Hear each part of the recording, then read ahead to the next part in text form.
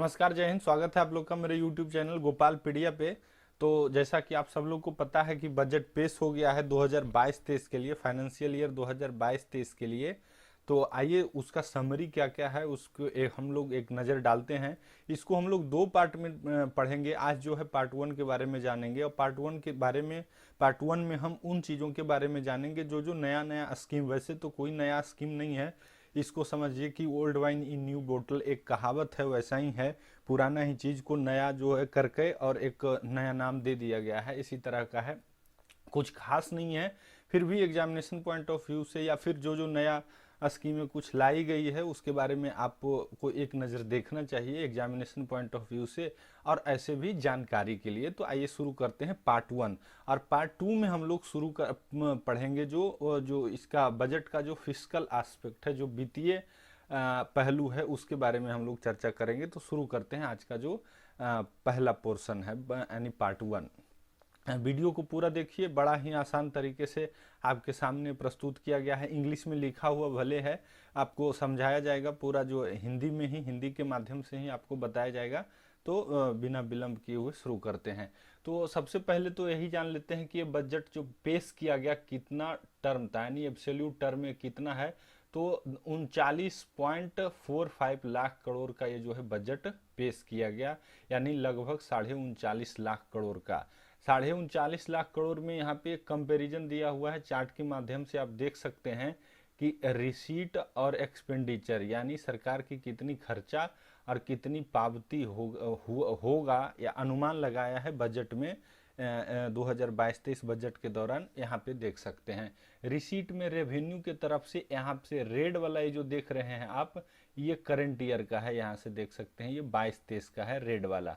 अब यहाँ से ये देखिए तो रेड वाला में जो रिसीट है, रिवेन्यू रिसीप्ट, सरकार ने अनुमान किया है कि 22,04,422 करोड़ रुपया सरकार को रिवेन्यू के रूप में, यानी राजस्व के रूप में प्राप्त होगी 2022-23 के दौरान। और कैपिटल रिसीट कितना प्राप्त होगा, तो 17,40,481 करोड़ रुपया जो है सरकार को कैपिटल रिसीट के रूप में, यानी पूंजीगत प्राप्ति होगी। कैपिटल रिसीट, रेवेन्यू रिसीट क्या होता है, इससे पहले हम लोग पढ़ चुके हैं। बजट स्पेशल वाला जो है सेशन एक अपलोड किया गया था इसी चैनल पे, तो उसमें हम लोग पढ़ चुके हैं। आपको अगर वो नहीं देखे हैं वो वीडियो, तो उसको भी देखिए, उसमें आपको पता चल जाएगा कि क्या होता है revenue receipt, capital receipt, revenue expenditure और कैपिटल एक्सपेंडिचर। तो ये रिसीट हम देख लिए। अब एक्सपेंडिचर पोर्शन में क्या है कि सरकार रिवेन्यू, देखिए रिवेन्यू सरकार के पास आ रहा है कितना, 22 लाख करोड़, और यही और कैपिटल रिसीट कितना हो रहा है, 17 लाख करोड़। यही दोनों मिला करके होता है 39.45 लाख करोड़। अब इसको सरकार, ये तो सरकार के खाता में आ गया, कंसोलिडेटेड फंड में आ गया, संचित निधि में जमा हो गया। अब इसको सरकार खर्च कैसे करेगी, तो खर्च को भी दो तरीके से, रेवेन्यू खर्च होगा और कैपिटल खर्च होगा। राजस्व में खर्च, देखिए मोटा मोटी अगर समझे ना, तो रेवेन्यू खर्च उसको कहते हैं जो कि चलाने के लिए, काम काज चलाने के लिए जो खर्च होता है उसको रेवेन्यू एक्सपेंडिचर कहते हैं। जैसे मान लीजिए आपको सैलरी मिलता है, 25,000 रुपया सैलरी मिलता है, और उसमें आप 10,000 रुपया हर महीने जो है घर का राशन पानी में खर्च करते हैं, तो उसको रेवेन्यू एक्सपेंडिचर कहा जाएगा।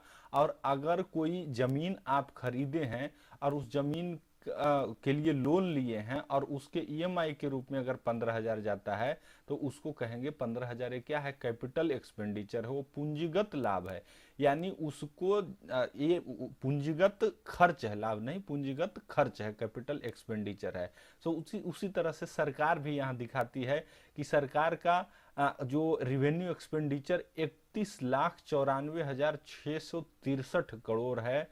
यहीं पे सरकार, भारत सरकार जो है गच्चा खा जाती है, और यहीं पे सरकार को लॉस हो जाता है कि देखिए रिवेन्यू इनकम जो है, राजस्व आमदनी सरकार का कम है, लेकिन राजस्व खर्चा सरकार का ज्यादा है, जबकि होना चाहिए उल्टा। यहाँ पर ये समझ सकते हैं कि सरकार को कर्जा लेकर के देश चलाना पड़ रहा है, यानी देश में इंफ्रास्ट्रक्चर डेवलप नहीं हो रहा है। रिवेन्यू एक्सपेंडिचर से इंफ्रास्ट्रक्चर नहीं बनता, इंफ्रास्ट्रक्चर किससे बनता है, कैपिटल एक्सपेंडिचर से। तो सरकार खर्च कर रही है रिवेन्यू कितना, 31 लगभग समझिए 32 लाख करोड़, और 7.5 लाख करोड़ रुपया सरकार कैपिटल पे इन्फ्यूज कर रही है, जो कि इस बजट में सबसे ज्यादा है। पिछला बार के बजट से लगभग 34% ज्यादा है कैपिटल एक्सपेंडिचर सरकार ने बढ़ाया है। आगे नेक्स्ट देख सकते हैं कि ये जो बजट बनाया गया है, ये अमृतकाल इसको एक नाम दिया गया है। जैसा कि हम लोग अभी मना रहे हैं 75वीं साल आज़ादी की, 75वीं साल जिसको अमृत महोत्सव है, तो इसके बाद 25 साल जो होगा और हम लोग सेंटेनरी मनाएंगे, तो ये 25 साल के पीरियड को अमृतकाल का नाम दिया गया है। और ये 25 साल को ध्यान में रखते हुए बजट बनाया गया है।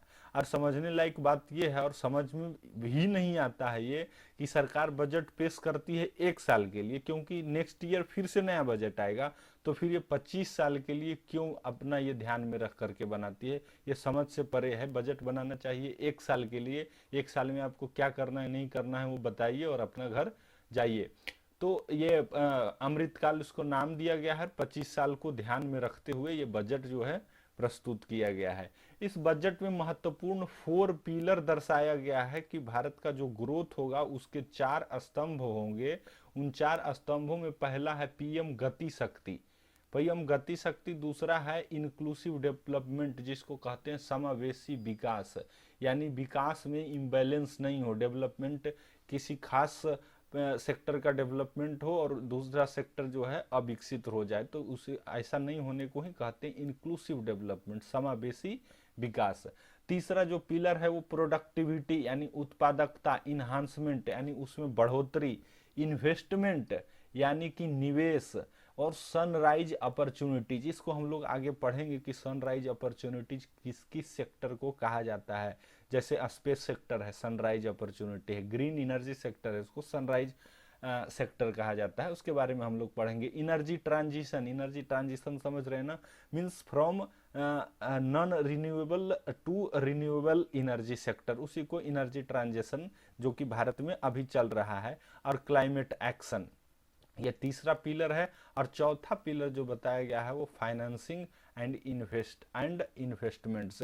ये तो हर जो जितने भी कंट्रीज हैं उसका ये जो है अभिन्न पहलू है, उसके बिना तो देश चल ही नहीं सकता है। तो शुरू करते हैं आज का जो इम्पोर्टेंट है और क्या क्या नया नया स्कीम आया है। तो उसमें सबसे पहला है वाइब्रेंट विलेज प्रोग्राम, यानी वाइब्रेंट विलेज योजना एक लाया गया है। ये पार्टिकुलरली वैसे गांव के लिए लाया गया है जो बॉर्डर शेयर करते हैं, यानी जिनको बॉर्डर विलेज के नाम से जाना जाता है, जैसे भारत पाकिस्तान का बॉर्डर, या भारत बांग्लादेश का हुआ, भारत भूटान का हुआ, भारत म्यांमार का हुआ। तो वैसे जो बॉर्डर पे जो गांव स्थित हैं उनके लिए स्पेशल ये प्रोग्राम है। वहाँ पे जो है ज़्यादा से ज़्यादा कनेक्टिविटी इस्टेब्लिश किया जाए, मुख्य भूमि से उसको ज़्यादा से ज़्यादा जोड़ा जाए, ताकि जब सिचुएशन बिगड़ जाता है, जैसा कि अभी हाल ही में देखे थे म्यांमार बॉर्डर में ही नागालैंड में अभी कुछ दिन पहले इंसर्जेंसी हो गया था, जिस कारण से गलती से कुछ लोगों का हत्या हो गया वहाँ के आर्म्ड फोर्सेस के द्वारा। तो वाइब्रेंट विलेज किनके लिए लाया गया है, तो ये बॉर्डर विलेज के लिए गया है। नेक्स्ट बैंकिंग सेक्टर में क्या है, तो कोई खास नहीं है, सिर्फ ये समझ लीजिए कि जो पोस्ट ऑफिस है, पोस्ट ऑफिस को तो कुछ साल पहले 2018-19 में ही बैंकिंग कोर बैंकिंग में लाना शुरू कर दिया गया था। अब बता दिया गया है कि जितने 100% पोस्ट ऑफिस है, 100% पोस्ट ऑफिस टोटल अभी लगभग 1.5 लाख पोस्ट ऑफिस भारत में है, उनको कोर बैंकिंग सिस्टम में ले आ जाए। कोर बैंकिंग सिस्टम में पूरी तरह से लाने का मतलब कि अभी जो है एसबीआई से, एसबीआई में तो ऑनलाइन ट्रांसफर करते हैं एसबीआई से, और जितने शेड्यूल्ड बैंक हैं उसमें आप ऑनलाइन बैंकिंग ट्रांजेक्शन करते हैं। अब जो है एसबीआई से जो है पोस्ट ऑफिस में भी आप कर सकते हैं, यानी पोस्ट ऑफिस को भी अब बैंक कैटेगरी में ही रख दिया गया है। इसको भी जो वो सारा एक्टिविटी करना है जो बैंक शेड्यूल्ड बैंक करते हैं। दोनों में अंतर यही है कि शेड्यूल्ड बैंक आरबीआई के द्वारा गवर्न होता है, पोस्ट ऑफिस जो है सरकार टेलीकम्युनिकेशन जो मिनिस्ट्री है उसके अंतर्गत आता है। इसके अलावा चूंकि इस बार हम लोग आज़ादी का अमृत महोत्सव मना रहे हैं 75वां साल, तो सरकार एक योजना चलाई है जिसमें 75 डिजिटल बैंकिंग यूनिट इस्टेब्लिश किया जाएगा, और वो अलग अलग through out India, across the India 75 district select किया जाएगा। 75 जिले में 75 डिजिटल बैंकिंग यूनिट इस्टेब्लिश किया जाएगा। दूसरा है, नेक्स्ट है कि ई पासपोर्ट सिस्टम, जो बड़ा झमेला होता है। अगर आपको पासपोर्ट बनाना है तो बिना आपको भाग दौड़ किए बनना ही मुश्किल है। पासपोर्ट से रिलेटेड एक भारत में बहुत चर्चित केस भी हुआ था, जब मेनका गांधी का पासपोर्ट जब्त कर ली थी भारत की जनता पार्टी, जब सरकार में आई थी इंदिरा गांधी के बाद तब। तो पासपोर्ट के लिए अब ई पासपोर्ट, यानी अब ऑनलाइन इसको जो है आप अप्लाई कर सकते हैं, ऑनलाइन कर सकते हैं। और उससे भी ये है इसमें उससे भी ज़्यादा ये है कि ये चिप इम्बेडेड होगा, यानी इसमें चिप लगा हुआ रहेगा, जिस कारण से आपको जो है ट्रैक भी किया जा सकता है। कहीं आप जो है जैसे देखते हैं ना कि यहाँ के लोग जो है बैंक का पैसा ले करके या फिर कोई क्राइम करके और वो भाग जाते हैं, और भागने के बाद कहाँ गए अता पता लापता हो गए। जैसे आप महानुभाव जानते ही हैं इनको, विजय माल्या को। ये जो है अपना जाके लंदन में ऐश कर रहे हैं, और उनका जो कंपनी का एम्प्लाई है यहाँ माई बाप कर रहा है। नेक्स्ट जो इम्पोर्टेंट है और सरकार के द्वारा इस बार पहला बार लॉन्च किया जा रहा है, ये डिजिटल रूपी है। अब इसको समझिए डिजिटल रूपी क्या होता है। अभी भी तो हम लोग जो है ऑनलाइन ट्रांजेक्शन करते हैं, तो उसमें तो कैश हमारे यहाँ आता नहीं है, बैंक से ही बैंक ट्रांसफर हो जाता है। लेकिन डिजिटल रूपी को आपको समझना है तो समझ लीजिए, इसको ऐसा समझिए कि आप तो नाम सुने होंगे, अभी काफी चर्चा में रहता है क्रिप्टो करेंसी। तो क्रिप्टो करेंसी इसके ऊपर है और हार्ड कैश इसके नीचे है। जो ये हार्ड कैश नहीं, ये जो ऑनलाइन ट्रांजैक्शन का बोलते हैं, ऑनलाइन बैंकिंग जिसको बोलते हैं। तो ये ऑनलाइन बैंकिंग से बढ़िया है, और डिजिटल करेंसी से थोड़ा ज़्यादा रेगुलेशन इसमें है, ये सॉरी ये जो क्रिप्टो करेंसी से ज़्यादा रेगुलेशन है डिजिटल रूपी में। और ऑनलाइन जो बैंकिंग है उससे ज़्यादा बेहतर माना जाता है डिजिटल रूपी को। देखिए इसमें क्या होता है कि डिजिटल बैंकिंग, अब जो ऑनलाइन बैंकिंग जब इस्तेमाल करते हैं तो उसमें बहुत सारे जो मध्यस्थ है ना वो काम करते हैं। जैसे अब आपका बैंक एटीएम कार्ड है, तो एटीएम कार्ड कोई और कंपनी, जैसे वीजा का एटीएम कार्ड है तो वीजा एक अलग कंपनी है, अमेरिकन कंपनी है, उसको वो जो है कार्ड डिस्ट्रीब्यूट करती है, कार्ड का जिम्मा सारा उसका है, उसी का और उसके बाद जो है बैंक भी उसमें इन्वॉल्व होता है। फिर दूसरे बैंक से, दूसरे बैंक का एटीएम से अगर विड्रॉ करते हैं तो वो बैंक भी इन्वॉल्व हो जाता है।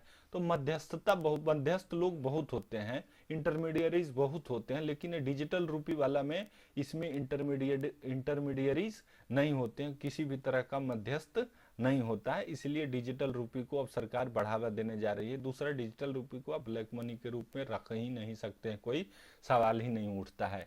Introduction of digital money rupee by Reserve Bank of India 2022-23 में, इसको बोलते हैं CBDS, central bank digital currency. इसी के नाम से ये जो है लागू, ये जो है निकाला जाएगा। नेक्स्ट है पीएम गति शक्ति। जैसा कि हम लोग पहले पढ़े थे कि 4 स्तंभ में से एक स्तंभ है पीएम गति शक्ति, प्रधानमंत्री गति शक्ति परियोजना। इसके अंतर्गत क्या है, देखिए कोई भी अर्थव्यवस्था के विकास के लिए और होलिस्टिक डेवलपमेंट के लिए क्या चाहिए, तो इंफ्रास्ट्रक्चर चाहिए। और इंफ्रास्ट्रक्चर में भी जो ट्रांसपोर्ट इंफ्रास्ट्रक्चर वो सबसे ज़्यादा मजबूत होना चाहिए। तो उसी में ट्रांसपोर्ट इंफ्रास्ट्रक्चर को इसमें मजबूती प्रदान करने के लिए पीएम गति शक्ति परियोजना चलाया गया है। और इसके अंतर्गत जितने भी एग्जिस्टिंग परियोजना है उसको जो है समाहित कर दिया जाएगा। यही काम है सरकार का, कि नया काम करने के बदले क्या करता है कि जो पहले से परियोजना चल रहा है उसको, मतलब एक छोटा छोटा बंडल है उसको एक साथ जमा करके एक बड़ा बंडल बना दिया, वही है पीएम गति शक्ति। और इसमें कुछ नहीं है। और इसमें क्या क्या आता है, ट्रांसपोर्टेशन सेक्टर जिसको की मजबूत बनाने की सरकार जोर दे रही है। तो जैसे रोडवेज हो गया, रेलवे हो गया, एयरपोर्ट हो गया, पोर्ट्स हो गया, मास ट्रांसपोर्ट हो गया, या वाटरवे जिसको जल मार्ग कहते हैं, और लॉजिस्टिक इंफ्रास्ट्रक्चर हो गए। The project pertaining to 7 engine in the national infrastructure pipeline, यही हम पहले बताएं। तो जैसा कि हम लोग देखें कि जितने भी प्रोजेक्ट अभी एग्जिस्टिंग प्रोजेक्ट है सबको इसी में इंक्लूड कर दिया जाएगा। जैसे सागरमाला प्रोजेक्ट है उसको अब पीएम गति शक्ति में ही समाहित कर दिया जाएगा। रोड ट्रांसपोर्ट के लिए क्या किया है सरकार ने, तो सरकार ने फैसला किया है कि 2022-23 वित्तीय वर्ष के दौरान 25,000 किलोमीटर नया जो है नेशनल हाईवेज एनएच बनाए जाएंगे, जो कि एक अच्छा कदम है। क्योंकि देखिए एनएच जब हाईवेज वगैरह बनते हैं ना, तो इससे क्या होता है कि बहुत सारे लोगों को रोजगार मिलता है। जो सरकार इसके लिए 25,000 करोड़ रुपया अलॉट की है कि इसको रोड ट्रांसपोर्ट डिपार्टमेंट को। अब सरकार ने यह भी फैसला किया है कि 4 जगह 4 लोकेशन पे मल्टी मॉडल लॉजिस्टिक पार्क बनाया जाएगा। लॉजिस्टिक पार्क कहने का मतलब है कि जहां से सामान को कुछ समयों के लिए रखा जा सकता है, फिर वहां से किसी दूसरे को दूसरे गाड़ी पे भेजा जा सकता है, या फिर वहां पे रुकने के बाद फिर वापस यात्रा शुरू करता है। इस तरह का व्यवस्था किया जाएगा। पीपीपी मॉड्यूल इसको बोलते हैं, पब्लिक प्राइवेट पार्टनरशिप मॉड्यूल। इसके अंतर्गत इसको अगर सामान्य भाषा में समझे तो जो अभी एक्सप्रेस वे बनाते हैं वो पीपीपी मॉड्यूल पे ही बनाते हैं। तो आप देखते होंगे पीपीपी मॉड्यूल में क्या होता है, एक तरफ सरकार होता है और इसका एक पार्टनर कोई प्राइवेट इन्वेस्टर हो गया, मेनली जो है या तो बैंक हो गया, जैसे वर्ल्ड बैंक के सहायता से बना रहा है, तो ये पैसा इसमें इन्वेस्ट कर देता है। पैसा इन्वेस्ट करता है तो इसको फिर वापस भी तो पैसा चाहिए, तो इसके लिए क्या लगा देता है, टोल टैक्स, जिसको आप सुनते हैं टोल टैक्स। आप उस रोड पे इस्तेमाल कीजिएगा तो क्या देना होगा, टोल टैक्स। इसी टोल टैक्स के माध्यम से जो पैसा जमा होता है फिर वापस जो इन्वेस्टर है उसको चला जाता है। तो इसी मॉड्यूल को कहते हैं PPP module, public private partnership module. Railway में क्या लाया गया है नया नया, तो जैसे एक one district one product ODOP परियोजना चलाया गया था, उसी तरह से ओएसओपी है, वन स्टेशन वन प्रोडक्ट। यानी जो स्टेशन जिस लोकेशन में है और उस जगह का जो वैसा कोई वस्तु जो कि खास है, तो उसको जो है वहां पे प्रोत्साहित किया जाएगा। One station one product. जैसे बिहार का अगर उदाहरण देखें तो सिलाव है, सिलाव का जो एक खाजा बोलते हैं वो बहुत फेमस है वहाँ का। तो अगर उसके जो नियर बाई स्टेशन होगा वहाँ जो है उसका बढ़ावा दिया जाएगा, वहाँ उसको बेचा जाएगा। सरकार उसको उस तरह से डिजाइन करेगी और सेलेक्ट करेगी कि हर स्टेशन पे उस तरह का एक जो है बनाया जाए। उससे क्या होता है कि जो आसपास के लोग होते हैं उनको रोजगार मिलती है, और एक बूस्ट मिलता है, और इससे इनकम क्या होता है, डायरेक्ट उनके हाथ में चला जाता है, कोई बीच में मध्यस्थ नहीं होता है। इसके अलावा जो है 2000 किलोमीटर रेलवे नेटवर्क को एक स्कीम है सरकार की, अंडर कवच, उस स्कीम के अंतर्गत लाने का फैसला लिया गया है। अब इस कवच स्कीम क्या है, तो नाम से ही समझ सकते हैं। कवच का मतलब, आप अगर महाभारत देखे होंगे तो कर्ण के पास कवच और कुंडल था, और ऐसा कहा जाता है कि जब तक उसके पास वो कवच और कुंडल था तब तक अर्जुन उसको हरा नहीं सकता था, लेकिन धोखा से उसका कवच और कुंडल ले लिया गया और उस वजह से वो हार गया। तो उस कवच कुंडल ले लिया मतलब उसका सिक्योरिटी खत्म हो गया। तो रेलवे सुरक्षा से संबंधित एक स्कीम है जिसको कवच स्कीम कहते हैं। इसका माना जाता है एक इंटरनेशनली रिकॉग्नाइज्ड सिस्टम है, खास करके ट्रेन कोलिजन को लेकर के, टीसी ट्रेन कोलिजन। इसका एक्यूरेसी इतना है कि 10,000 साल में एक बार भी हो जाए तो जो है उसको ये नहीं माना जाता है सपोर्ट। तो समझ सकते हैं इसका एक्यूरेसी किस लेवल का है। इसके अलावा सरकार ने फैसला किया है कि 4,000 नया जो है वंदे भारत ट्रेन चलाया जाएगा। ये जो है एक तो हाई स्पीड ट्रेन होता है और एक जो लोकल धुक धुक जिसमें हम लोग चलते हैं, तो और ये क्या है, ये सेमी हाई स्पीड है, यानी ये ना तो ज्यादा उड़ेगा और ना ही ज्यादा धुक धुक करेगा। हालांकि ये चलेगा वही पटरी पे और इसको चलाने वाले वही मैनेज करने वाले स्टेशन मास्टर होंगे, तो इसका भी आशा है बाद में धुक धुक ही हो जाएगा। लेकिन इसका जो आइडेंटिफाई किया गया है ये सेमी हाई स्पीड है। अब 400 नए सेमी हाई स्पीड चलाया जाएगा। अब सरकार क्या करेगा, बोलेगा आपको कि जो है हाई स्पीड ट्रेन से आप जा रहे हैं, आप जो है पैसा ज्यादा कीजिए। क्या किया है, इसमें सीट वीट थोड़ा बढ़िया बना दिया है, बाहर से देखने में नया नया में थोड़ा अच्छा लगता है। इसका शुरुआत किया गया था कब, 2019 में, और पहला ट्रेन चला था दिल्ली और वाराणसी के बीच। दिल्ली में मोदी जी रहते हैं, आपको पता है वाराणसी उनका संसदीय क्षेत्र है, इसीलिए दिल्ली से जो है मोदी जी आए थे कहाँ, वाराणसी, और सबसे पहले वंदे भारत वहां ही चलाया गया था। नेक्स्ट है 100 PM Gati Shakti cargo terminal for multi modal logistics to be develop during the next 3 year. 100 Gati शक्ति, जैसे कि ऊपर हम लोग पढ़े कि मल्टी मॉडल लॉजिस्टिक्स पार्क 4 जगह बनाया जाएगा, उसी तरह से 100 पीएम गति शक्ति एक कार्गो टर्मिनल होगा, स्पेशलाइज्ड किसके लिए, कार्गो के लिए। ये देख सकते हैं कार्गो, ये खास करके जो पोर्ट हैं उनके आसपास बनाया जाएगा, जहां से कि कंटेनर का आवागमन होता है। अब पर्वतमाला प्रोजेक्ट में क्या है, तो पर्वतमाला प्रोजेक्ट में देख लेते हैं, सरकार जो है रोप वे का निर्माण करने पे अब जोर दे रही है। नेशनल रोप वे डेवलपमेंट प्रोग्राम एक डेवलप कर रही है, टू बी टेकन। ये किस पे मॉड्यूल पे, सरकार अब सब काम पीपीपी मॉड्यूल पे करती है, समझ रहे हैं ना। इसका मतलब क्या होता है, सरकार पल्ला अपना झाड़ना चाहती है। जैसे कि जितने सरकारी कर्मचारी थे उनको पेंशन फिक्स दिया जाता था, अब उसको खत्म करके एक तरह से समझिए वो भी पीपीपी मॉड्यूल है। पहले जो है सरकार के ऊपर जिम्मेदारी होती है, वो जिम्मेदारी सरकार से हटा करके मार्केट पे आ गया। मार्केट कैसा परफॉर्म करेगा उसी हिसाब से आपको रिटर्न मिलेगा, बाद में पेंशन। तो ये भी पीपीपी मॉड्यूल, जहां भी रोपवे बनेगा थर्ड पार्टी इन्वॉल्व होगा और वो पैसा लगाएगा, बाद में जब आप उस पर ट्रेवल कीजिएगा तो आपसे पैसा जो रेवेन्यू जमा होगा उससे उसको फिर रीपे कर दिया जाएगा। 8 रोप वे बनाने का जो है प्लान है अभी 60 किलोमीटर का। आपको पता होगा कि कानपुर में अभी कुछ दिन पहले ही पहला रोप वे बनने जा रहा है, जो कि ट्रांसपोर्टर पब्लिक ट्रांसपोर्ट के लिए वो काम करेगा। इसमें क्या होगा कि जैसे जो है ट्रैफिक ज्यादा होने के कारण शहरी इलाकों में जाम हो जाता है, तो ऊपर में रोड पे ही नीचे गाड़ी और ऊपर रोपवे का व्यवस्था कर दिया जाएगा कि लोग जो है एक बार में 10-12 इस तरह का, फॉरेन कंट्रीज में कहीं कहीं है इस तरह का व्यवस्था किया गया है, तो उसी का जो है कॉपी किया है सरकार ने। नेक्स्ट है आंगनबाड़ी। आंगनबाड़ी, अगर आप ग्रामीण परिवेश से हैं तो आपको पता ही होगा आंगनबाड़ी क्या है।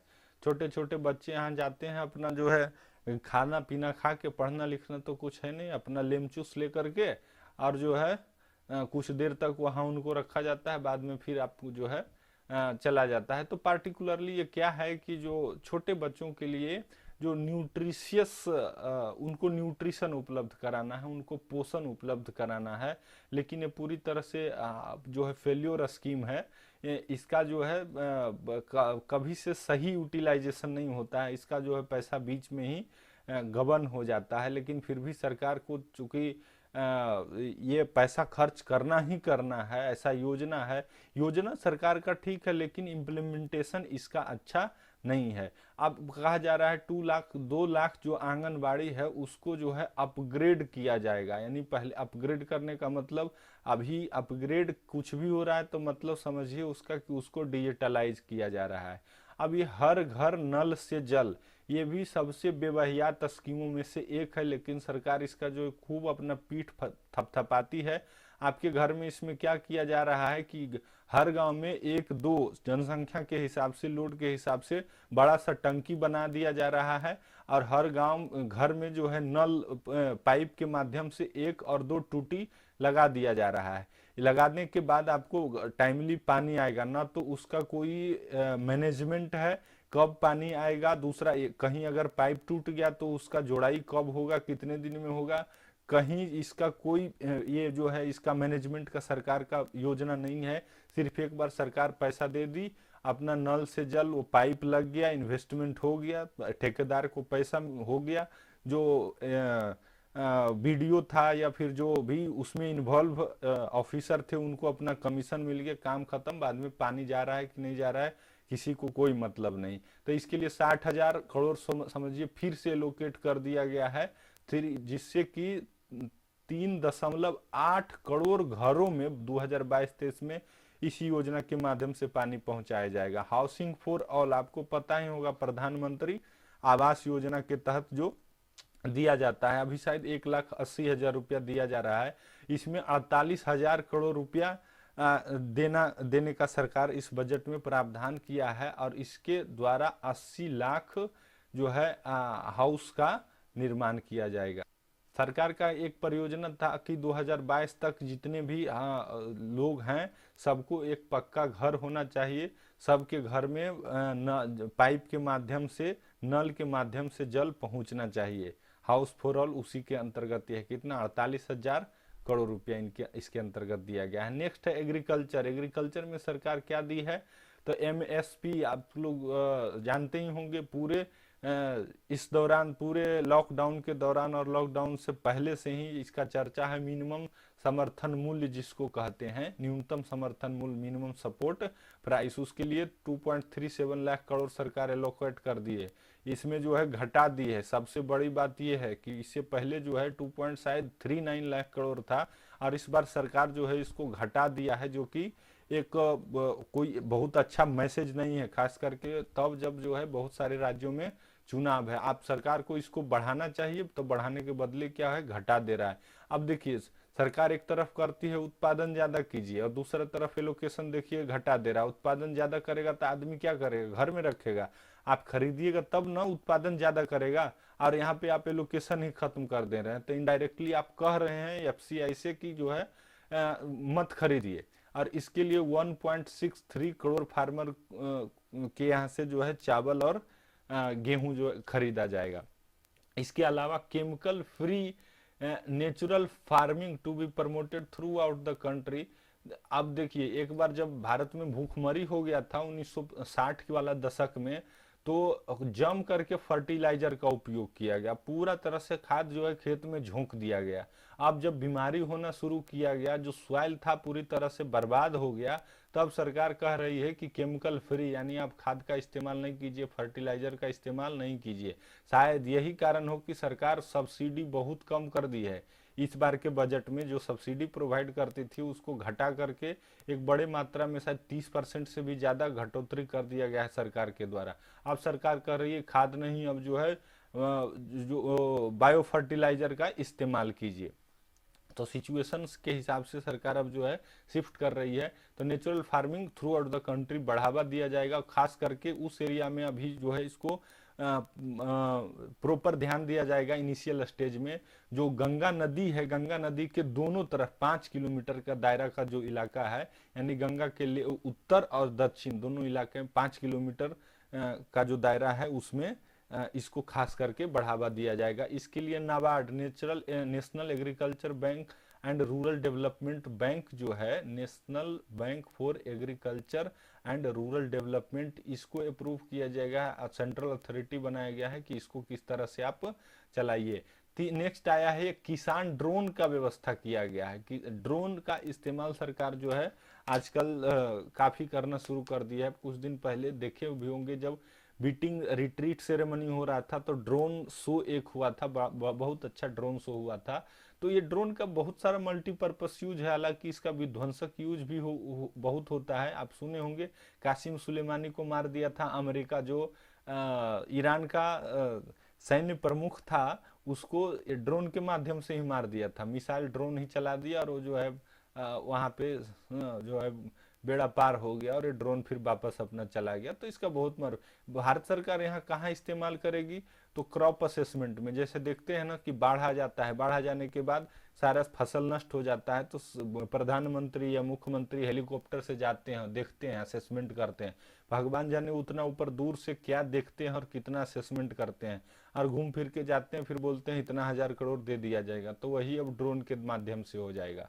डिजिटाइजेशन ऑफ रिकॉर्ड होगा। लैंड रिकॉर्ड के लिए सरकार का एक अलग स्कीम भी चल रहा है कि पूरा जो लैंड रिकॉर्ड है उसको डिजिटलाइज कर दिया जाए, ताकि आदमी को एक अपना संपत्ति का एक ऑनलाइन प्रूफ भी मिल जाए, ताकि लोन वगैरह लेने में आसानी हो। सरकार का इसमें हिडन एजेंडा ये है कि सारा जो है फॉर्मलाइज हो जाए, यानी कितना जमीन कहाँ है, नहीं है, कितना सरकार का है, कितना पे अवैध कब्जा है, वो सारा का एक खाका तैयार हो जाए। सरकार का हिडन माध्यम यही है, लेकिन सरकार वो सब चीज बताती नहीं है। केन बेतवा प्रोजेक्ट के बारे में तो कुछ दिन पहले हम लोग पढ़े ही थे एक स्पेशल वीडियो में, कि केन बेतवा जो नदी है, पहला इंटरलिंकिंग रिवर प्रोजेक्ट जो है भारत का, इसको सरकार का अप्रूवल मिल गया है। इंटरलिंकिंग ऑफ रिवर प्रोजेक्ट जो था, ये एपीजे अब्दुल कलाम का बहुत ही, उनके मन के बहुत ही नजदीक का ये प्रोजेक्ट था। उनका ही ये ब्रेन चाइल्ड था कि भारत में कई नदी ऐसे हैं जिसमें बाढ़ होता है, कई में सुखाड़, तो क्यों इनको आपस में इंटरलिंक कर दिया जाएगा, जिससे दोनों वो फायदा में होंगे। इसके लिए 14,000 करोड़ रुपया, सॉरी 1400 करोड़ रुपया सरकार देने के लिए तैयार हुई है। 9.08 लाख हेक्टेयर जो भूमि है, वहां जो है सिंचाई इसके माध्यम से उपलब्ध कराया जाएगा। अब एजुकेशन एजुकेशन का तो क्या हाल है आपको पता ही है। ये लॉकडाउन के माध्यम से सारे विद्यार्थी ऑनलाइन पढ़ रहे हैं। ऑनलाइन पढ़ाई क्या हो रहा है और कितना कारगर है ये तो बाद में पता चलेगा, लेकिन अब सरकार भी इसको अपने इंस्टीट्यूशनलाइज तरीके से ऑनलाइन को और बूस्ट कर रही है, और उसके लिए एक स्कीम है, एक 1 क्लास 1 टीवी चैनल प्रोग्राम चलाया जा रहा है, और एक स्पेशल नाम देखिए दे दिया गया है पीएम ई विद्या, प्रधानमंत्री ई विद्या स्कीम। अब ये जो है सरकार का है ना कि एक स्पेशल टीम है जो कि नया नया टर्मिनोलॉजी डेवलप करते रहता है, उसी में से एक ये भी देखिए आपके सामने पेश है PM e Vidya to expanded to 200 TV channel पर जो है ये अब आएगा। 1 क्लास 1 टीवी चैनल, टीवी पर सीरियल देखने के बदले आप बच्चों को दिखाइए और टीवी से ही बच्चों को पढ़ाइए। वर्चुअल माध्यम से आप पढ़िए, सारा चीज अब वर्चुअल होगा। अब वर्चुअल लैब का व्यवस्था किया गया। आप सोच सकते हैं जब हार्ड लैब था, जब आप कॉलेज गए होंगे या मैं भी कॉलेज जब गया था तो हार्ड लैब में व्यवस्था नहीं होता था, वहाँ कुछ नहीं दिखता था। अब वर्चुअल लैब में क्या दिखेगा और उससे क्या आप सीख सकते हैं भगवान जाने, ये आने वाला फ्यूचर ही बताएगा। अब सारा काम वर्चुअल ही होगा। High quality E content will be developed for delivery through digital teachers. देखिए टीचर भी अब डिजिटल हो गया। पहले जो है टीचर सामने होता था और डंडा रखता था, पकड़ के पीट देता था नहीं पढ़ने पे, बदमाशी करने पे। अब टीचर डिजिटल, अब वो टीवी में से थोड़े ही निकल के आएंगे आपको पीटने के लिए। कंटेंट भी डिजिटल माध्यम से, पहले बच्चा सिलौट रखता था, पेंसिल, उससे लिखता था। अब जो है उसका भी जो है काम खत्म हो गया। आपको किताब का भी जरूरत नहीं है, ई कंटेंट है। हाई क्वालिटी ई कंटेंट जो है सरकार आपको उपलब्ध कराने जा रही है। डिजिटल यूनिवर्सिटी बनाने जा रही है, और क्या क्या होगा आगे देखते रहिए। तो ये आपको जानकारी के लिए रख रहना है, खास करके ये पीएम ई विद्या स्कीम। हेल्थ सेक्टर में आइए। हेल्थ सेक्टर में देखते हैं सरकार के लिए क्या किया है। तो खास करके मेंटल डिजीज के लिए सरकार इस बार काफी व्यवस्था कर रही है। पता नहीं सरकार को भी शायद आइडिया हो गया है कि लॉकडाउन में बहुत सारे लोगों का मानसिक स्थिति बहुत खराब हो गया है, इसीलिए हेल्थ पे और हेल्थ इंफ्रास्ट्रक्चर पे ऐसे भी पिछला बजट में बहुत सारा पैसा सरकार के द्वारा खर्च किया गया था। तो इसमें है कि an open platform for national digital health ecosystem. अब इसमें भी डिजिटल आ गया है। जैसे पहले जाते थे, नंबर लगाते थे, डॉक्टर साहब के पास बैठे, उनको जीभ दिखाए, आंख दिखाए, मुंह फाड़ के दिखाए, वो लोग देखे, उसके बाद आपका प्रिस्क्रिप्शन दिए। अब वो सब गया टाइम, अब आ गया डिजिटल। आप जो है ऑनलाइन आइए, आप डॉक्टर साहब भी ऑनलाइन होंगे, या तो आप लिखित माध्यम से दे दीजिए कि क्या क्या आपको दर्द कर रहा है, क्या क्या आपको प्रॉब्लम है, और उधर से ऑनलाइन माध्यम से ही आपको प्रिस्क्रिप्शन भी दे देंगे। आप दवा खाइए, डॉक्टर वहाँ, आप यहाँ ठीक हो जाइए तो बहुत अच्छा, नहीं होइए तो फिर उसी माध्यम से संपर्क कीजिए। ये है डिजिटल इंडिया। तो ये डिजिटल इकोसिस्टम को तैयार करने का सरकार का एक प्लान है। National tele mental health programme, एक कहे ना कि जो है मेंटल, यहाँ पर भी ये network of 23 tele mental health centre का योजना सरकार के द्वारा बनाया जा रहा है। अब आया सरकार जो है सबसे इम्पोर्टेंट होता है सरकार के लिए एमएसएमई। सरकार के लिए ही नहीं, लोगों के लिए भी ये सबसे इम्पोर्टेंट होता है, micro small and medium enterprise, जिसके माध्यम से सबसे ज़्यादा रोजगार भारत में मिलता है। फॉर्मल और इनफॉर्मल ये दोनों तरीके के होते हैं। इसके अंतर्गत जो बहुत सारे सरकार पोर्टल लॉन्च किए थे, जैसे कि उद्यम पोर्टल, ई श्रम पोर्टल, एनसीएस पोर्टल और असीम पोर्टल, इन सबों पोर्टल को अब इंटरलिंक करके, वही बोले ना, एक फिर नया बना दिया जाएगा। जैसा कि पीएम गति शक्ति में हम लोग अभी कुछ देर पहले ही देखे थे। 130 लाख ईएमएसएमईज जो हैं provided additional credit under emergency credit link guarantee scheme. सरकार ये बता रही है कि 130 लाख जो इंटरप्राइज हैं उनको क्रेडिट दिया गया। क्रेडिट दिया गया मतलब फाइनेंशियल असिस्टेंस दिया गया। फाइनेंशियल असिस्टेंस का मतलब ये नहीं कि पैसा दे दिया गया, आप कान में कड़वा तेल देख सो जाइए। आप रोजगार कीजिए और फिर उससे मुनाफा हो और फिर वापस आप जो है सरकार को कीजिए। और ये स्कीम 2023 तक, मार्च 2023 तक सरकार के द्वारा बढ़ा दिया गया है, क्योंकि कोरोना का प्रकोप जो है अभी कम नहीं हुआ है। नेक्स्ट है guarantee cover under ECLGS to be expanded. इसको बढ़ा भी दिया गया है by 50,000 50,000 crore to a total cover of 5 lakh crore, और इसको बढ़ा भी दिया, पहले 50,000 करोड़ तक था, अब इसको 5 लाख करोड़ जो है कॉर्पस इसमें दे दिया गया है। नेक्स्ट है RS 2 lakh crore additional credit for micro and small enterprise to be facilitated under the scheme. इसके अंतर्गत जो है एडिशनल यानी 5 लाख करोड़ के अलावे भी 2 लाख करोड़ सरकार के द्वारा दिया जा रहा है। सरकार का एक काफी खास ध्यान रहता है, MSME को दिया जाता है और ये दिया जाना चाहिए, इसको इसके सपोर्ट में ही हम हैं और लोगों को और सभी को इसको सपोर्ट में होना चाहिए, क्योंकि जो लोग नए इंटरप्राइज नए उद्यम जब शुरू करते हैं ना, तो उनको इनिशियली स्टेज में बहुत सारा जो है प्रॉब्लम फेस करना पड़ता है। तो इसी तरह से सरकार को उसको मदद करना चाहिए ताकि वो शुरुआती स्टेज में उसको एक सहायता मिले, मदद मिले, और बाद में जब फुल फ्लेज हो जाएगा तब तो आपको उसका जरूरत ही नहीं है, फिर तो आपको इनकम टैक्स के माध्यम से उसके यहाँ छापा मारना पड़ेगा। स्किल डेवलपमेंट में पता नहीं, स्किल डेवलपमेंट बहुत पहले से जब से मोदी सरकार आई है स्किल डेवलपमेंट हो रहा है, अब कितना एक्चुअली में डेवलप हुआ ये जो है देखने की बात है और सोचने की बात है, और कितने लोग रोजगार किए हैं इस स्किल डेवलपमेंट होने के बाद, इसका डाटा कोई उपलब्ध नहीं है सरकार के पास, लेकिन हाँ परियोजना है। तो डिजिटल इकोसिस्टम फॉर स्किलिंग, अभी आपको कुछ सीखना है तो उसके लिए भी ऑनलाइन ही आपको सीख सकते हैं, डिजिटल इकोसिस्टम बनाया जा रहा है। एंड लाइवलीहुड, इसके लिए एक नया पोर्टल, याद रख लीजिए इसको, देश पोर्टल, इसका हिंदी में क्या बोलेंगे इसको, देश portal, stack e portal will be launch to empower citizen. किस चीज के लिए, स्किल, आप दक्षता प्राप्त कीजिए, या फिर प्राप्त कर लिए और भोथर हो गए तो री स्किल के लिए फिर से आप जो है दक्षता प्राप्त कर लीजिए। अप स्किल कहने का मतलब है कि आप जो है जो अभी तो स्किल्ड हैं, आप और कुछ नया सीखना चाहते हैं तो वो अप स्किलिंग के लिए ही एक पोर्टल, देश पोर्टल लाया गया है। Startup will be promoted to facilitate drone Shakti and for drone as a service. अब जो है नए स्टार्टअप है उनको ड्रोन इस्तेमाल करने के लिए, ड्रोन के माध्यम से वो उसको इस्तेमाल करने का उनको जो है छूट दिया जाएगा। नेक्स्ट है कि prime ministers development initiative for north east region.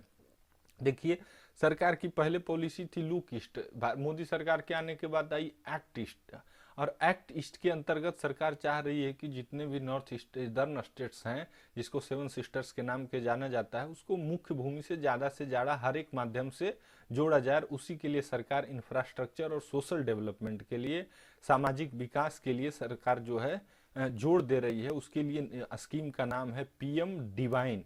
देखिए फिर आपके सामने एक धमाका है सरकार के द्वारा, PM प्रधानमंत्री डिवाइन स्कीम। डिवाइन का मतलब होता है अलौकिक, उस तरह का जो कुछ जो है गॉड से संबंधित हो, वही है PM डिवाइन स्कीम। और इसके तहत 1500 करोड़ रुपया सरकार को दिया गया है। अर्बन प्लानिंग के लिए व्यवस्था किया गया है। अर्बन प्लानिंग में क्या व्यवस्था किया गया, नेक्स्ट है अर्बन प्लानिंग। तो अर्बन प्लानिंग में भी सरकार के द्वारा कुछ चेंजिंग, जो खास करके लॉज हैं, जो पहले से उस तरह के नियम हैं जो कि नए बिल्डिंग्स बनाने में, नए इंफ्रा प्रोजेक्ट बनाने में हर्डल्स करते हैं, उसको जो है खत्म करने का सरकार जो है एक मॉडर्नाइजेशन ऑफ बिल्डिंग बायलॉज एक प्रयास करने जा रही है, और इस आने वाले वित्तीय वर्ष में इस तरह का जो है नियम कानून को खत्म कर दी जाएगी। जैसे आपको पता है लैंड एक्विजिशन का बहुत सारा प्रॉब्लम हो जाता है, खास करके शहरों में, गांव में तो उतना प्रॉब्लम नहीं, लेकिन शहर में ज़्यादा होता है। टाउन प्लानिंग स्कीम, इसमें भी सुधार किया जाएगा। उसके बाद transit oriented development will be implemented. Battery swapping policy, अब ये इस तरह का है कि to be brought out for setting up charging station at scale in urban area. देखिए सर अभी जो है आप देख रहे होंगे आपके आसपास में कि जो पेट्रोल और डीजल ओरिएंटेड व्हीकल्स हैं, उनके स्थान पे सरकार जो है इलेक्ट्रिक ओरिएंटेड व्हीकल को मार्केट में पुश करना चाह रही है, लेकिन उसके साथ प्रॉब्लम ये है कि उसके लायक इंफ्रास्ट्रक्चर अभी उपलब्ध नहीं है, उसके चार्जिंग रिचार्जिंग स्टेशन नहीं है। तो ये बैटरी स्वैपिंग है, क्या कि अगर मान लीजिए आपका बैटरी खत्म हो गया है तो आप चार्ज करने के बदले क्या कीजिए कि आप अपना बैटरी जो है वहां छोड़ दीजिए और दूसरा बैटरी जो है ले लीजिए। इसी को बैटरी स्वैपिंग पॉलिसी कहा जाता है। जैसे ठीक वैसे ही जैसे गैस सिलेंडर में आपका सिलेंडर खत्म हो गया तो सिलेंडर आप जमा कर दीजिए और जो नया एक सिलेंडर है तो वो सिलेंडर आप वापस ले आइए, अब घर में इस्तेमाल कीजिए। उसी तरह से है बैटरी स्वैपिंग, लेकिन इसमें टेक्निकलिटी ज़्यादा है, इसमें प्रॉब्लम ज़्यादा है, इसलिए स्वैपिंग इतना आसान नहीं होगा। आप सोचिए एक आदमी जिसका बैटरी 5 साल पुराना है और 2 साल पुराने वाले बैटरी से चेंज कर ले और फिर वो दे ही नहीं, तो ये सब इस तरह की जो है प्रॉब्लम है। हालांकि उसको जो है सॉल्यूशन उसका निकालने के लिए सरकार स्कीम लाएगी, उसमें क्या करना है नहीं करना है सरकार की जिम्मेदारी है। नेक्स्ट है लैंड रिकॉर्ड मैनेजमेंट। ये सरकार इस पे अभी बहुत ध्यान दे रही है। पहले भी ऊपर में हम लोग पढ़ें कि ड्रोन के माध्यम से सरकार पूरा एक खाका तैयार करने में जुटी हुई है, और उसके लिए एक unique land parcel identification ULPIN जो है बनाने जा रही है, और हर जो भूमि का टुकड़ा है उसको एक यूनिक नंबर प्रोवाइड किया जाएगा। एक कॉरपोरेट के लिए है एक्सेलरेटेड कॉरपोरेट एग्जिट, यानी अगर कोई कंपनी अपना बोरिया बिस्तरा समेट करके और जाना चाहता है तो भारत में चूंकि एक ये भी प्रॉब्लम है कि जो कंपनीज आते हैं ना फॉरेन से, अगर उनको समाप्त करना है यहाँ से बोरिया बिस्तरा समेट करके अपना जो है जाना है अपना घर, तो बहुत सारा फॉर्मेलिटीज है ना, और जिसकी वजह से वो बहुत विलम्ब होता है और बहुत सारा कानूनी प्रक्रिया है और मुश्किल कर देता है। इस कारण से कंपनी आना ही नहीं चाहती है। तो सरकार इसको जो है खत्म करने के लिए, इसको एक्सेलरेट करने के लिए जो फॉर्मेलिटीज है उसको थोड़ा कम कर देगी। ये आता है ईज ऑफ डूइंग बिजनेस वाला कैटेगरी में। सरकार ईज ऑफ डूइंग बिजनेस के लिए ये सब कदम उठाती है जिससे भारत का रैंकिंग सुधरे, और फॉरेन जो कंपनीज है, जो विदेशी कंपनियां हैं वो भारत में आए और निवेश करे। ABGC प्रमोशन टास्क फोर्स क्या है, तो देखिए अभी जो है ये सब का बड़ा इम्पोर्टेंट हो गया है। जब से मोबाइल और ये जियो का डाटा आया है, खास करके उस समय जब फ्री में, तब तो लोगों को आदत लगा दिया गया। अब जो है जब आदत लग गया तो सरकार जो है उस पर कर दी है कि टास्क लगा रही है सरकार उस पर, सरकार नहीं अंबानी उस पर पहले फ्री में दे करके अब तो पैसा लेती है। तो उसी में ए भी अब आदत लग गया। ABGS stands for A for animation, B for visual effects, G for gaming and C for comic. तो ये सब भारत के लोग खूब धूम धड़ाके से इसका जो है इस्तेमाल कर रहे हैं, और ये सारा इसका जो सॉफ्ट पावर है वो चाइना में है।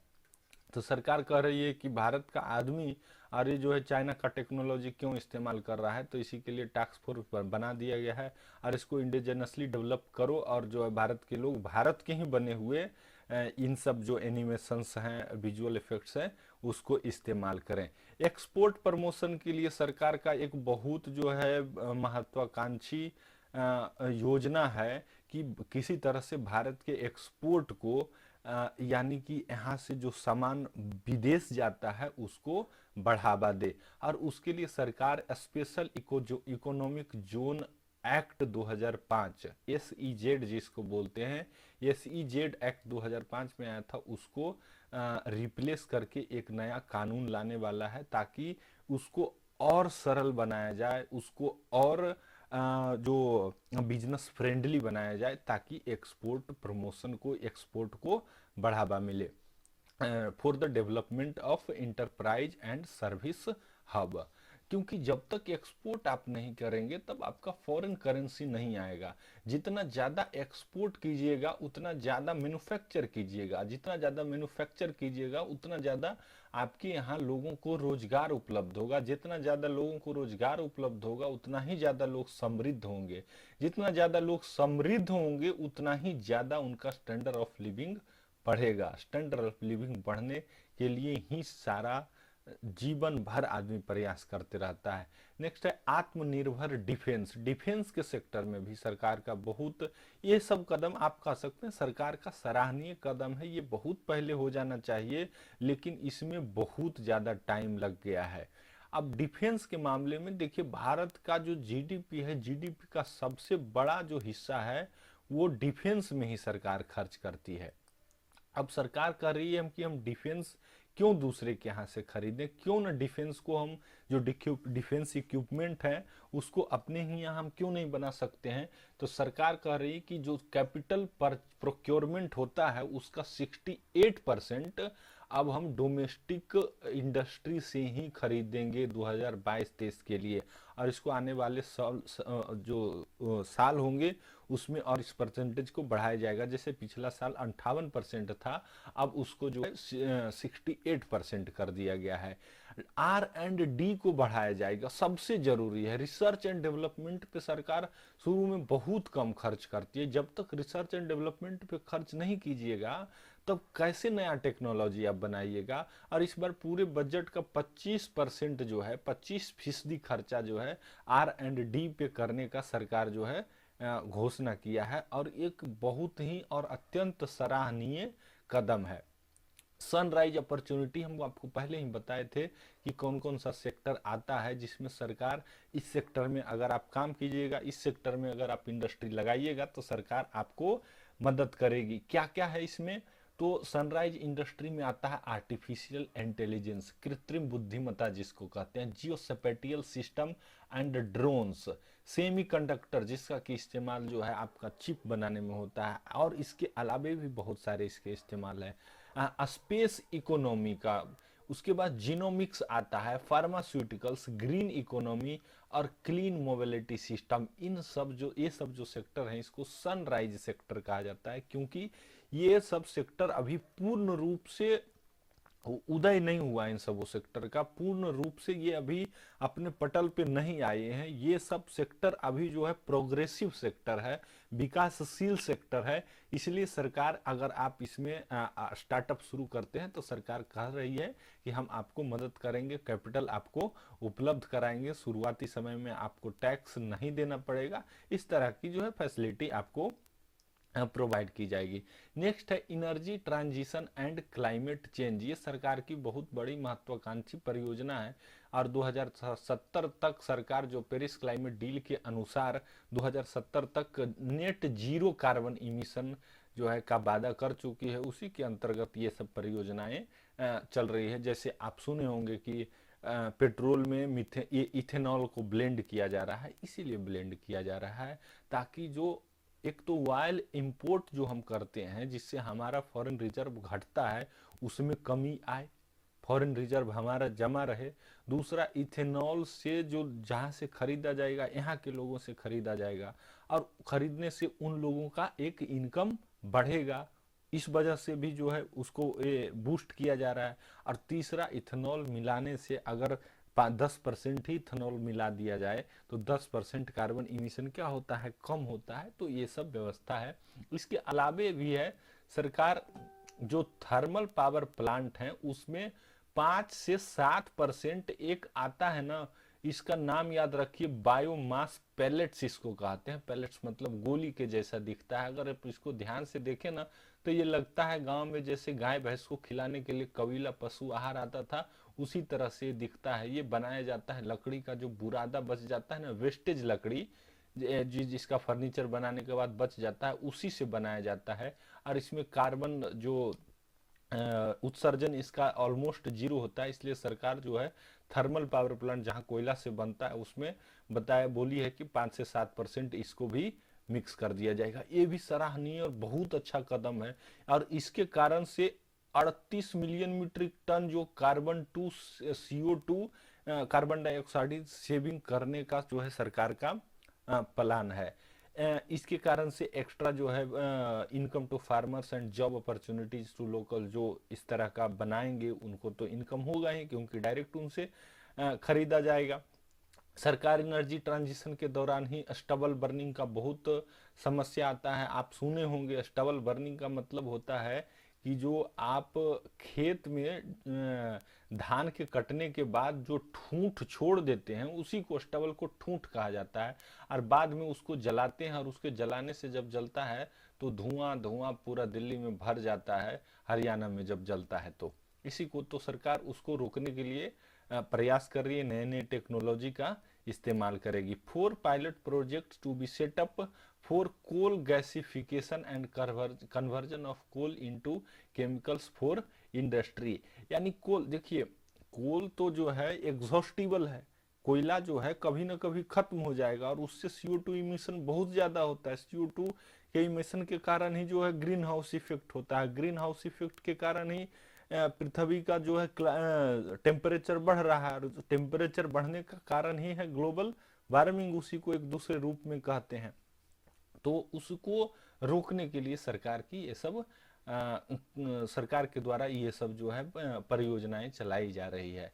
Financial support to farmers belong to scheduled caste and scheduled tribe who want to take up agro forestry. अब एग्रो फॉरेस्ट्री क्या होता है ना, कि आप खेती कीजिए और उसके साथ साथ बागवानी भी कीजिए, पेड़ लगाइए, अपने खेत के चारों कॉर्नर पे लगा दीजिए, या फिर खेत का जो आरी होता है, डिवाइडर होता है, वहां पे लगा दीजिए, तो उसी को एग्रो फॉरेस्ट्री कहा जाता है। नेक्स्ट है गिफ्ट IFS, इसका नाम आप सुने होंगे कि गिफ्ट सिटी, इसको कहते हैं Gujarat international finance tech city. ये भारत का पहला इंटरनेशनल फाइनेंस सर्विस सेंटर है, और ये गुजरात में काफी अत्याधुनिक शहर है, जितना आप सोच सकते हैं उससे भी ज्यादा अत्याधुनिक सर्विस है यहाँ। पानी तो सब जगह जाता है नल के माध्यम से, यहाँ वहाँ का जो लाइन सिस्टम है वो अंडरग्राउंड है, वहाँ गैस जो कुकिंग गैस है वो अंडरग्राउंड नल टैप के माध्यम से आपको उपलब्ध हो रहा है। सारा मतलब काफी अत्याधुनिक शहर है जो ये गिफ्ट सिटी है, ये गुजरात में अहमदाबाद के पास है। वर्ल्ड क्लास फॉरेन यूनिवर्सिटी जो है उसको यहाँ पे आमंत्रित किया जा रहा है कि आप आइए और यहाँ उसका स्थापना कीजिए। उसके अलावा एक इंटरनेशनल आर्बिट्रेशन सेंटर का भी स्थापना करने का घोषणा किया जा रहा है, ताकि उसको टाइमली जो डिस्प्यूट्स होते हैं इंटरनेशनल ट्रेड में, उस डिस्प्यूट को आसानी से और त्वरित तरीके से उसको खत्म कर दिया जाए, उसमें टाइम कंज्यूम नहीं हो। तो आज के लिए इतना ही, पार्ट 1 में इतना ही। पार्ट 2 में हम लोग देखेंगे इसका जो फिस्कल पॉलिसी है सरकार की, उसके बारे में चर्चा करेंगे। आशा है आपको अच्छा लगा होगा। अच्छा लगा हो तो वीडियो को लाइक कर दीजिए, चैनल सब्सक्राइब कीजिए, दोस्तों के भी शेयर कीजिए। Thank you very much.